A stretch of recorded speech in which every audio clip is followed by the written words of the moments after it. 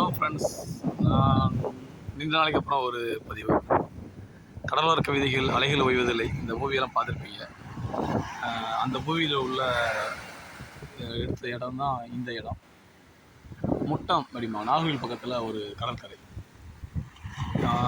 ஆனால் கவர்மெண்ட் எச்சரிக்கை வச்சுருக்காங்க, போட்டு வச்சுருக்காங்க. என்னென்னா, இதில் வந்து ஆழம் அதிகமாக இருக்குது, பாறைகள் இருக்குது. அன்றைக்கி யாரும் வந்து குளிக்கிறது தடை அதிகமாக போட்டிருக்காங்க.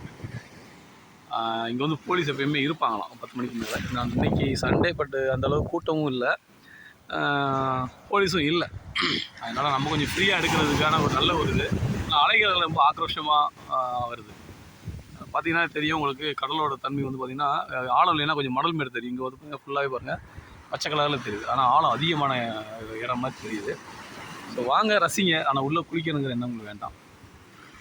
நல்லா அருமையாக இருக்குது பார்க்குறதுக்கு, நல்ல பாறைகள். இன்றைக்கி காலையிலேருந்து நான் அப்படியே வந்து ஒரு வீடியோ ஃபோட்டோஸில் எடுத்துகிட்டு தான் போனேன். சரி, நம்ம பார்த்தது எல்லாருமே பார்க்கணுமே அப்படிங்கிற ஒரு எண்ணத்தில் தான் இப்போ வந்து நான் உங்களுக்கு ஒரு பதிவு விடுறேன்.